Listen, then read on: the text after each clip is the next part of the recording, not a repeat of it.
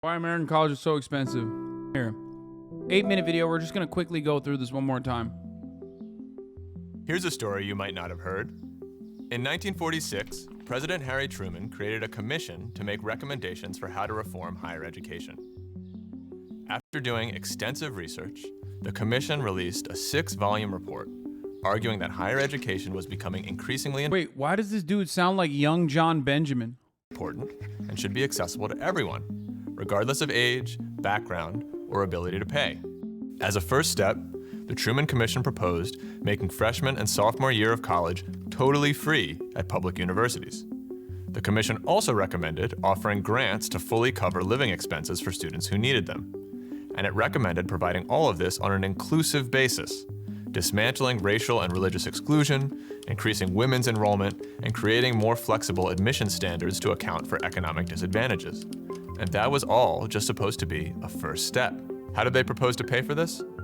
The commission found that the phenomenal increases in productivity per worker from technology would generate enough social surplus to support education at all levels far more adequately in the future than we could in the past. That is, so long as we made education a collective priority. And then, Congress implemented the commission's recommendations, and college has been affordable to everybody who wants to attend ever since. Okay, that last part isn't true. Actually, it's just the opposite today. America is drowning in student debt, $1.7 trillion of it, and growing. It's hard to imagine a presidential commission making the types of recommendations that the Truman Commission did, even though we live in a much wealthier, more integrated, and more technologically advanced society. What happened? Well, the Truman Commission was right that productivity would continue to increase, but we did not make education a collective priority. Or, more accurately, political elites who were worried that too much education would lead to too much equality didn't make it a priority. So, the growing wealth created by increased productivity went toward making the rich richer and not into educating more people. To see how this happened, we have to go back to the end. That's why all the anti-education Andes are like, especially if you're on the left, you're literally cucking yourself, man. You're like, what are you saying? You're advocating for the same things that like right-wingers have advocated for, capital owners have advocated for decades, for centuries. You literally do not want a educated working class. You are advocating against the working class when you say that. End of the Second World War. That was the first time many middle-class people started to go to college. Because of a federal law called the GI Bill, veterans, a huge percentage of the population back then, could even attend college for free. Because of state-level commitments to education, public college was cheap and accessible for massive numbers of people beyond veterans too. There were still deep inequalities, but college was no longer just a training ground for the rich. With universities opening to more people, feminists and the civil rights movement began to break down barriers. The increasing presence of working-class people, women, and people of color on college campuses made them centers for political and social dissent. Protest, debate, and activism became part of college life. Soon there was a backlash. Some politicians What up, Bruce? No beard looking clean? Thank you. thought this was too much free speech from the wrong type of people. They wanted to return to the old system. A candidate for California governor named Ronald Reagan started attacking people he called campus radicals. In the year 1970, an advisor to Reagan declared in a speech, "We are in danger of producing an educated proletariat. That's dynamite. We have to be selective on who we allow to go through higher education." When these politicians gained power, they made sharp cuts to education funding. California, under Reagan, Like, they openly stated it. They openly said it. I read the quote earlier today.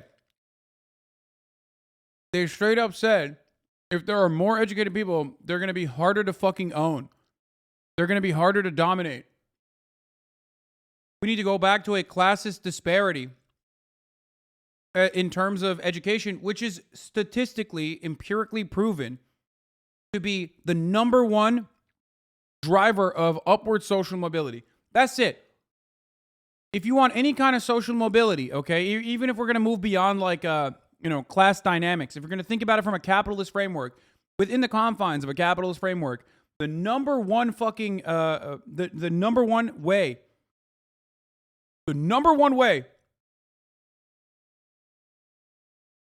of having any semblance of upward social mobility is through education, higher education specifically. And they knew that. They recognized it, but they wanted to shut it off. They wanted to recreate the same disparities that only wealthy people can get the education. They already kind of have that with competition. They have it with the real affirmative action, not the one that everybody fucking complains about because they think that like black people are able to get into colleges, but the real affirmative action, which is legacy admissions. Oh, your pappy went there. Your dad's dad went there. Your dad bought the wing of the fucking Harvard library, so now you can go there too. That is the real problem. That is a reinforcement of the prior intergenerational wealth and wealth disparity that exists in the United States of America. Reagan's influence went from funding 32% of the University of California budget in 1974 to just 16% in 2004. Elsewhere, cuts to education were justified on the logic of living within our means. President Gerald Ford criticized New York City's CUNY system for offering a program where any high school graduate, rich or poor, could attend without paying tuition. Imagine that.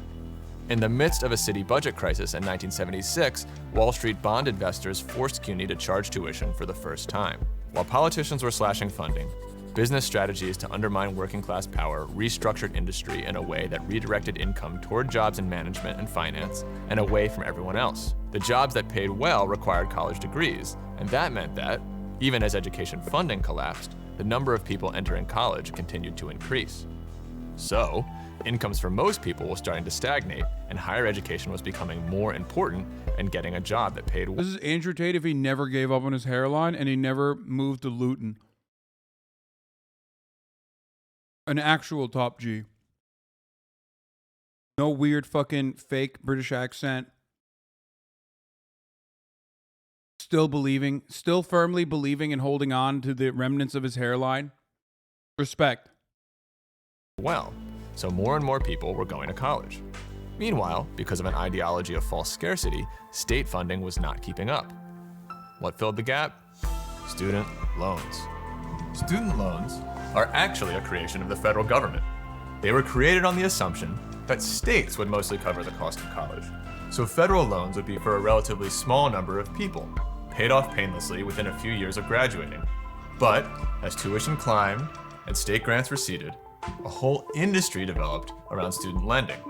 By the 1990s, massive student loans were the norm, and colleges began to base their business models around them. Fast forward to today, and the results have been catastrophic. By the way, this is why I get so fucking mad at piece of shit right-wingers who say correctly that colleges will just raise the prices anyway. It's like, bro, that's why some of these fucking Band-Aid solutions, like Obamacare, end up working as a wealth transfer back to the same fucking villains, dude. It's the same exact principle. If you consistently only have a market-based approach to solutions that require you to do a little bit of socialism, just a baby bit, okay? I'm not talking like redistributing the means or redistributing all profits or seizing the means of production socialism, the real socialism, but like what Americans understand as socialism, socialization, okay? Just a little bit. If you don't do that, the same entities that have caused this fucking problem are going to continue causing it. Okay?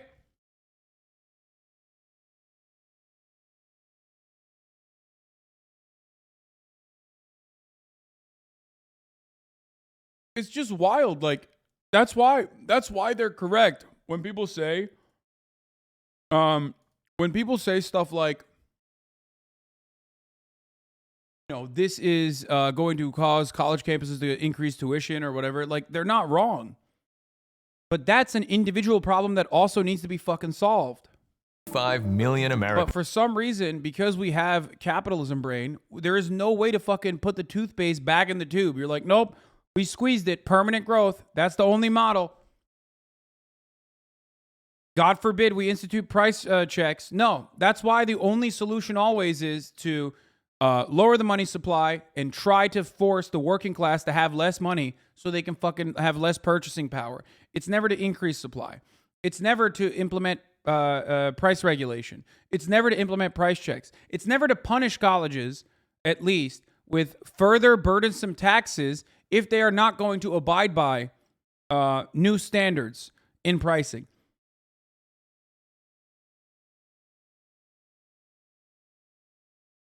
Have student loans, and each graduating class owes more than the last. In 1980, there were only a few $1 million of student loans. By 2000, that number was around $50 billion. In 2010, $200 billion. And today, we have nearly $2 trillion outstanding. Instead of starting a family or buying a car, let alone starting a business or starting a movement, young people today live with a sword of debt hanging over their head. Student debt is even causing many older people to put off retirement. Things are so bad that 1 in 15 student borrowers has considered suicide because of it. Too many lives are being ruined. And here is the craziest part. All of that student debt doesn't have to exist. I'm not saying that in a hypothetical way. I'm saying that if the President of the United States wanted, he could wipe out almost all student debt right now. You see, 95% of student debt is owed to the Federal Department of Education. And when Congress created the student loan program, it gave the Secretary of Education authority to compromise, waive, or release, or modify any federal student loan debt for any reason. This is often called settlement authority. Now, the settlement authority has never been used to bring about broad cancellation, but I've done a deep review of the relevant case law, and the legal argument for it is very strong. In fact, after I wrote a law review article that made the case, a growing number of senators have been convinced and began to advocate for the Department of Education to cancel student debt. Few things are certain in law, but clearly the case is good enough that it's at least worth a test. Think about it. Canceling federal student loans would instantly make tens of millions of people's lives better. Its benefits would flow to their families and their communities and help stimulate the broader economy. But canceling student loan debt is only the first step toward building a higher education system that works for all. If we care about living in a democratic society, we should use our enormous wealth to invest in making it possible for anyone to access all the education they want. Certainly, we should not condemn people to a lifetime of debt for wanting to learn or better themselves. All of this was clear to a presidential commission in 1946. It's well past time to recover that vision and to build on it.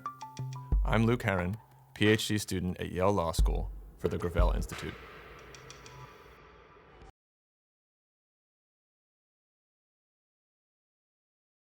Rick Perry ran on destroying the Department of Education. What would happen to all student loan debt if the Department of Education was abolished? Would the Republicans do exactly what they're screeching about currently? No. When a Republican or a Democrat runs on abolishing a federal agency or an institution or whatever, their solution almost always is to have it restructured within a private corporation.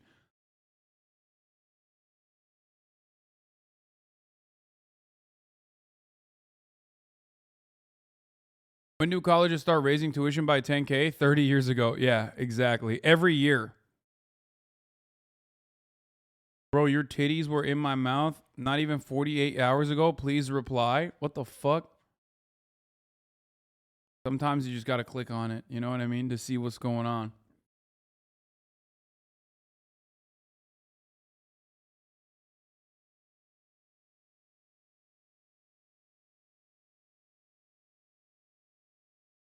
What? I'm investigating to see I'm investigating to see if what he was talking about is dangerous or not. I wanted to see what the titties were about.